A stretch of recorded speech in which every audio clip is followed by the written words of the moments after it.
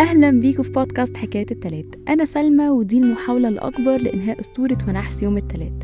في البودكاست هنا هنتكلم كل تلات جد وهزار عن معظم الستراجلز اللي بتقابلنا في حياتنا، فلو انتوا حاسين ان انتوا مهتمين اتفضلوا معانا برجلكم اليمين.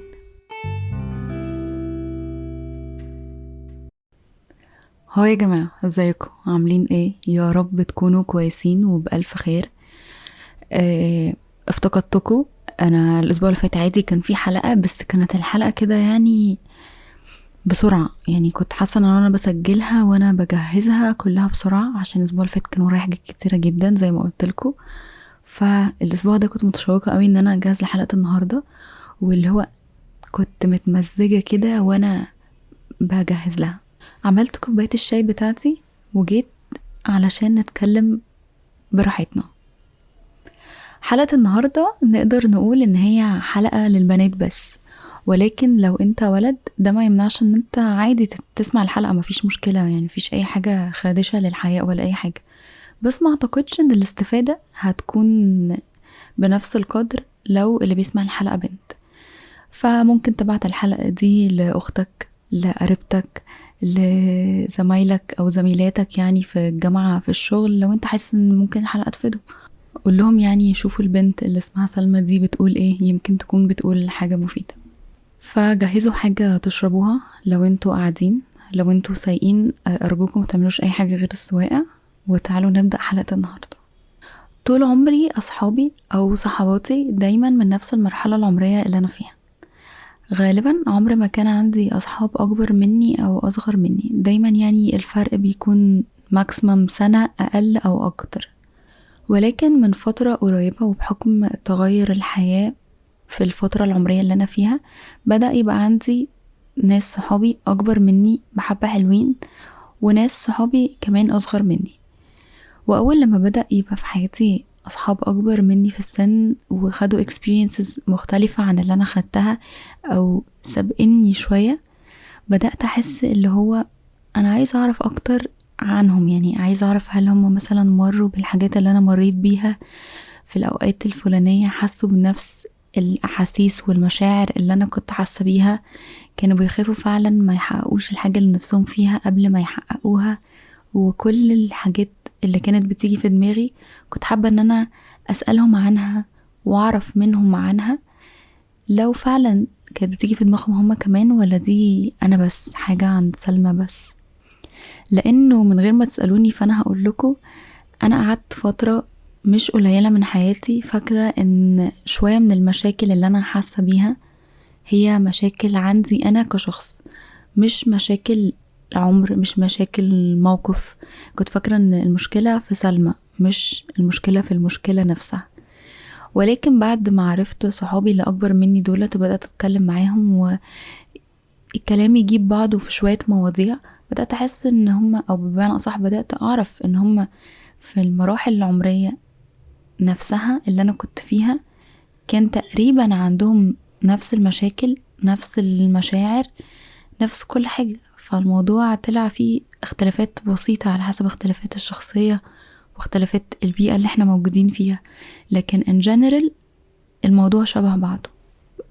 والحقيقة ان انا كنت بحب اسمع وما زلت بحب اسمع من صحاباتي اللي اكبر مني، علشان زي ما قلت لكم ما حسش ان انا لوحدي واطمن انه كله بيخلص وبيعدي. وتاني حاجة ان انا استفيد من تجاربهم دي، ولو وقعوا في اخطاء معينة احاول اتفاداها، لان مش شرط نقع كلنا في نفس الاخطاء علشان نتعلم، او مش شرط اقع في الغلط علشان اتعلمه. انا ممكن لما اسمع ان حد وقع في الغلط، او مجرد ان انا اعرف ان الحاجة دي غلط ونتيجتها مش احلى حاجة، مش لازم اعملها علشان اوفر على نفسي وقت وطاقة ومجهود. واتأكدت لي فكرة ان تقريبا كلنا بنمر بنفس الحاجة مع اختلاف المراحل العمرية، لما صحابي اللي اصغر مني بدأوا يجولي ويسألوني ويتكلموا معايا عن حاجات في حياتهم، وبدأت أحس إن هو لأ، أنا فاكرة كويس إنه أنا في سنكم، حتى لو الفرق مش سنين كبيرة، كنت بحس نفس الحاجات، وكان عندي نفس الكونسيرنز أو نفس الحاجات اللي مقلقاني ومنغصة عليا عيشتي زي ما بيقولوا. وبما إن سبوتيفاي رابط السنة دي قال لي إن 65% من اللي بيسمعوني بنات، 30% منهم بنات تحت سن 22. فأنا قلت أنا هجمع أخواتي الصغيرين وهقعد أتكلم معاهم وهقول لكم على 10 حاجات مني ليكوا كنصايح كنت أتمنى يبقى عندي أخت كبيرة تقولها لي في وقتها. وعلشان أكون عادلة، في جزء كبير منهم مامتي قالتهولي، ولكن في حاجات تانية كانت باختلاف الأجيال بقى، فأنا هقولها لكم. فلو انتي بنت أصغر مني أو أكبر مني، أو لو عندك أخت أو قريبتك صاحبتك في الرينج بتاع العشرينات ده أو ما قبل العشرينات، ابعتلها الحلقة عشان فعلا هي هتستفاد. ساعات الناس مش بتبقى حاسة ان هي عايزة تسمع النصيحة من حد قريب ليهم او من قرايبهم او حد من اسرتهم، وبيبقوا open جدا ان هم يسمعوا النصيحة دي من حد هم ما يعرفوش، طالما هي نصيحة genuine من experience بجد. واللي انا هقوله لكم النهاردة هو فعلا فعلا genuine ومن قلبي، مش مجرد بس نصايح على الورق. اول حاجة محتاجة تعرفيها ان الصداقة درجات، وحطي كل واحد في درجته ومكانته. في حاجة اسمها زمايل شغل بقى او دراسة، معاكي في المدرسة معاكي في الجامعة، وفي حاجة اسمها صحاب دي اعلى شوية، وفي حاجة اسمها صديق ده القريب مننا قوي. وكل ما علينا في الدرجة كل ما قلينا في الكمية. يعني الزمايل، فزمايلك ممكن يكونوا 100 زميل او اكتر او 100 زميلة، ناس كتير، لان دولت الناس اللي انت بتشوفيهم كل يوم في الشغل او كل يوم في المكان اللي بتدرسي فيه. اصحابك دولت اقل شوية، دولت الناس اللي ممكن تخرجي معاهم خروجة حلوة، ممكن يبقى معاكي ارقامهم فتكلميهم تسألي عليهم. انما بقى الاصدقاء ده العدد الاقل يعني التوب نوتش، الناس القليلين، اللي هو يعني الشاري اون توب، الناس الكريز اللي على التورته من فوق، الناس القليلين قوي اللي ممكن بجد يكونوا شخص واحد بس مش اكتر. الناس القريبه منك اللي بتكلميهم في الحاجات العميقه او الحاجات الجد جدا في حياتك، اللي ممكن تقولي لهم اسرار، مش شرط خالص تكوني بتكلميهم كل يوم. وعلى فكرة الكم اللي بتكلمي بيه الناس ملوش علاقة بمقدار الناس عندك، لان غالبا الناس الزملاء او الزمالة هما اللي بتكلميهم بشكل مستمر اكتر، لان احنا بنشوفهم اكتر في شغلنا او في دراستنا عشان بنعمل الحاجة دي كل يوم. فمهم قوي انك تعرفي مكانة كل حد عندك او ما تديش حد اكبر من حجمه. تاني حاجة، ما تصاحبيش ناس مش شبهك. مش معنى كده انك ما تكلميش الناس اللي مش شبهك، لا عادي، انتي ممكن تكلمي الناس وتعرفي عليهم ويبقوا زي ما قلنا زملاء ليكي، ويبقوا بتخرجي معاهم او بتشوفيهم، ولكن ما تصاحبيهمش، ما تخليهمش ناس مقربين. ما تخليش دوائرك العدد الاكبر فيها الناس مش شبهك، عشان غصب عنك هتلاقي نفسك مش مستريحة، دايما شايفة نفسك the odd one المختلفة، انك انتي اللي عندك مشكلة او انتي اللي فيكي حاجة غلط عشان الناس كلها بتعمل حاجة معينة او النورم اللي عندهم حاجة معينة وانتي دي مش النورم اللي عندك. مش معنى كده ان الناس غلط وانتي صح او انتي صح والناس غلط، لان دي بتبقى حاجات نسبية. وبالاختلاف او مش شبهك معناها مش شبهك اجتماعيا، مش شبهك فكريا، مش بس مش شبهك ماديا او من طبقة مادية يعني في المادة يعني اغنى منك او كده. ما تروحيش بقى تصاحبي الناس اللي اغنى منك والكلام السطحي ده، لا. الناس اللي مش بتفكر زيك وتفكيرها شبه تفكيرك وثقافتهم شبه ثقافتك، اللي هو مش زيك اجتماعيا، هتلاقي نفسك مش عارفة تكوني قريبة منهم قوي. في ناس بيبقوا قريبين من بعض وصداقتهم كويسة جدا هما مختلفين عن بعض، بس that's not always the case، يعني ده الاكسبشن. واحنا مش المفروض ان احنا نتعامل ان احنا الاكسبشن، احنا المفروض ان احنا نتعامل ان احنا القاعدة نفسها، والاكسبشن ده احنا ما بنعرفوش، احنا بنتعامل بالقاعدة لحد ما يجيلنا الاكسبشن ونكتشف ان احنا كنا الاكسبشن. تالت حاجة واللي ممكن تثير الجدل هي ان الارتباط طول ما هو مش الغرض منه جواز يبقى ملوش اي 30 لازمة. ومعنى كده ان ده هيتوقف على سنك، يعني في سن معين انت مش المفروض، او في سن معين هتبدأي فيه تفكري في موضوع زي ده، لان قبل كده انت مش مستعدة انك تتجوزي لان انت لسه بتدرسي. انت 16 سنة فانت لسه في المدرسة، انت مش حاطة في الجامعة، فممكن تبقي متجوزة وانت في الجامعة او الكلام ده. فالارتباط طول ما هو مش الهدف منه الجواز، بجد هو حاجة ملهاش لازمة، هو إرهاق لنفسيتك، إرهاق لمشاعرك، بتستنزفي طاقتك. انتي والشخص ده مش شرط تكملوا مع بعض خالص، انتي لسه مش ناضجة كفاية انك تعرفي انتي عايزة ايه ومش عايزة ايه في relationship، او انك تعرفي تexpect ايه او تحطي توقعات ازاي على العلاقة اللي انتي فيها دي. والكلام ده مش كلام انشا ولا كلام بقى امهات ولا الكلام ده، بالعكس الكلام ده out of experience و out of experiences اللي انا شفتها حواليا، ان فعلا فعلا فعلا كل حاجة وليها وقتها، والحاجة لما بتيجي في وقتها بتبقى احلى بكتير جدا جدا جدا، وبتبقي يعني مش ضغطة نفسك بحاجات كتير مع بعض في اوقات مش المفروض تكوني بتعملي فيها كده. المفروض الأوقات دي تكوني بتجرو أو بتكبري as a person أو كشخص، انتي كشخصك كشخصيتك بتبنيها وبتكبري وبتبقي انتي، علشان لما تلاقي حد يناسبك ويناسب شخصيتك دي. رابع حاجة تعليمك مش بس اللي بتتعلميه في المدرسة أو الجامعة، يمكن الدراسة بتخلص بعد التخرج أو بتخلص وبتقف شوية في البريكس بتاعة السمسترز والكلام ده، ولكن التعليم عمره ما بيخلص. لازم دايما تبقي بتعلمي نفسك حاجة جديدة، حتى لو تفضلي حاجة واحدة تتعلميها طول حياتك، أو كل فترة تتعلمي حاجة جديدة تزود لفكرك، تزود لعقلك، تزود لروحك، تشغلك وتخليكي صاحية كده. يعني ما تركنيش نفسك، ما تركنيش دماغك، ما تركنيش جسمك، لازم تبقي طول الوقت شغلة وقتك في حاجة مفيدة تفيدك، وفي المستقبل تفيد الناس اللي انتي حواليهم، إذا كنتي هتعملي عيلة أو الناس اللي انتي شغالة معاهم أو عايشة معاهم. خامس حاجة وهي مهمة جدا جدا جدا، وهي مش مجرد الترند اللي بنشوفه على السوشيال ميديا، صحتك النفسية مهمة زيها بالظبط زي صحتك الجسدية. لازم تكوني زي ما هتهتمي بجسمك، زي ما هتهتمي بالفيزيكال هيلث بتاعك، زي ما انك تروحي الجيم او تاكلي اكل كويس، ودي one of the points او one of the main points اللي لازم تعمليها.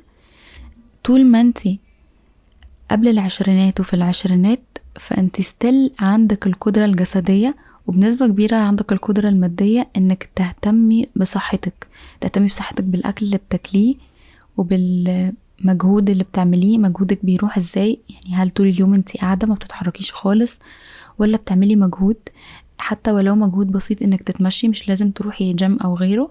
وفي نفس الوقت لازم تهتمي بصحتك النفسية، لازم تهتمي بالمنتل هيلث بتاعتك، تشوفي لو انتي عندك مشكلة ولمسة المشكلة دي حاجة كبيرة، تروما من حاجة معينة، وتروما بالمعنى الحقيقي بتاعها، مش بقى الترند بتاع السوشيال ميديا ان اي حد في حاجة مضايقاه يقعد يقول عليها تروما، او ان اي حاجة بنفقد تركيزنا فيها نقول اصلا عندي ADHD. الحاجات دي يعني ناس سبيشالست مختصين هم اللي بيشخصوها. لو انت عندك مشكلة بعينها ده مش عيب، دي مش حاجة بتقلل منك خالص.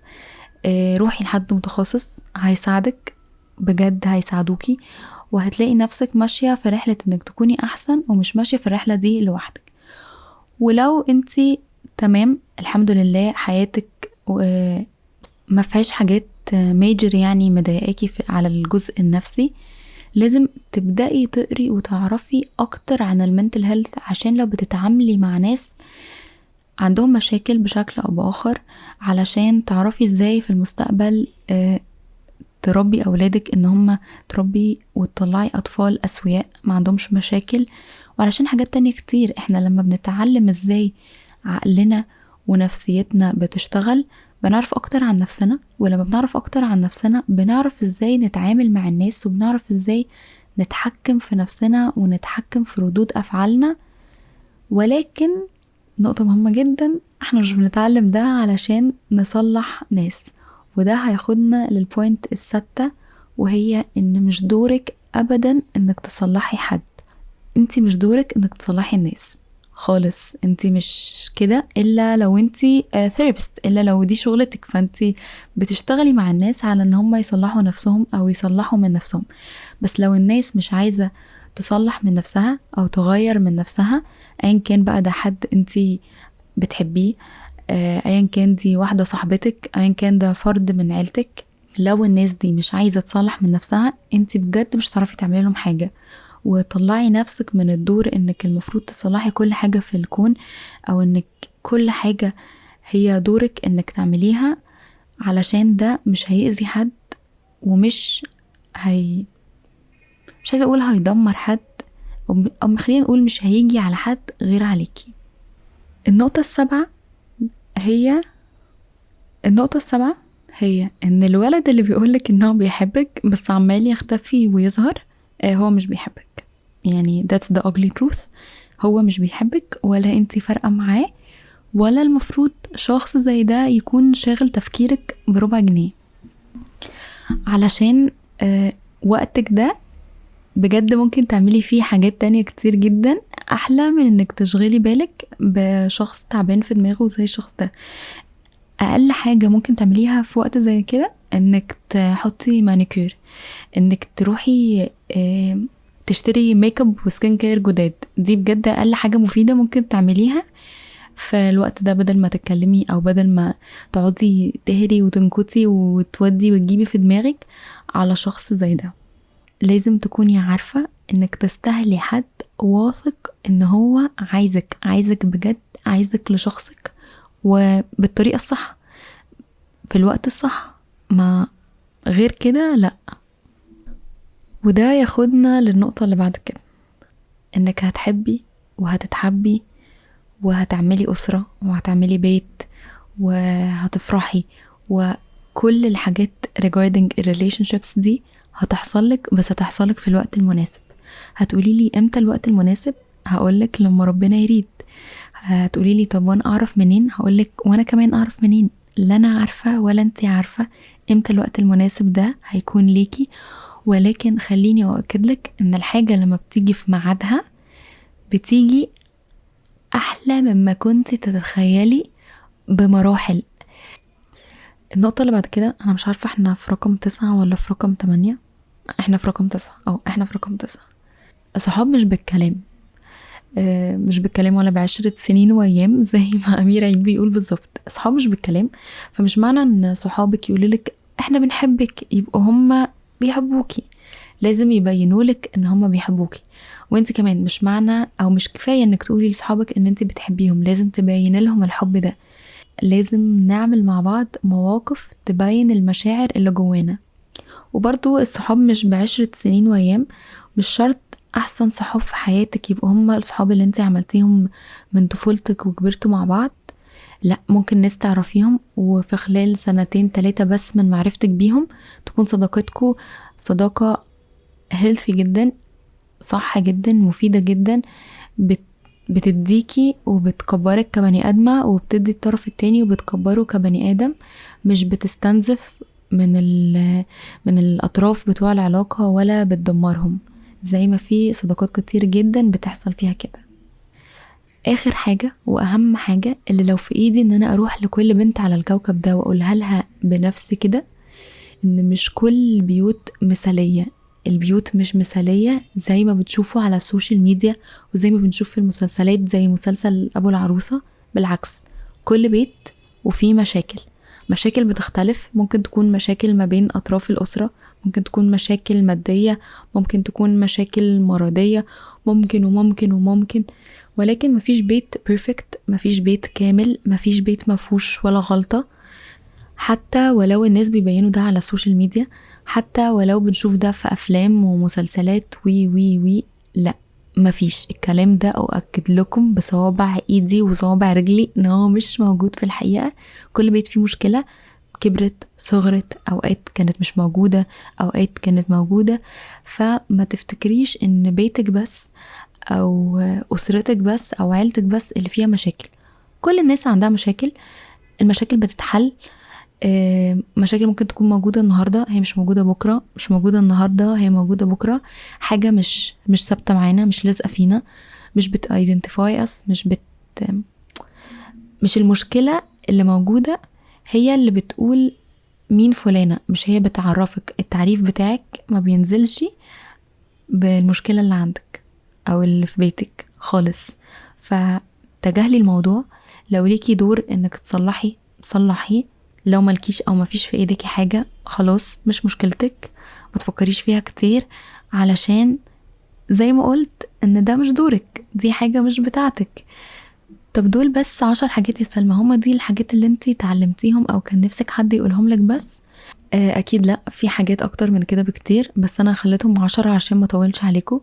ولو حسيتوا ان انتوا استفدتوا او عجباكوا الفكرة قولولي، مش هتأخر عليكم، ونعمل منها part 2، مفيش اي مشكلة. حتى لو مش الاسبوع الجاي ممكن الاسبوع اللي بعديه، مفيش اي مشكلة خالص معايا ان انتوا تقولولي كده.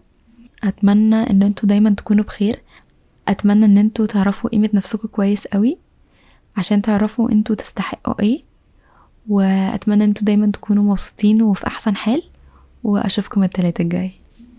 حكاية التلات هي بودكاست أسبوعي موجودة على أبل بودكاست، سبوتيفاي، جوجل بودكاست وكاست بوكس.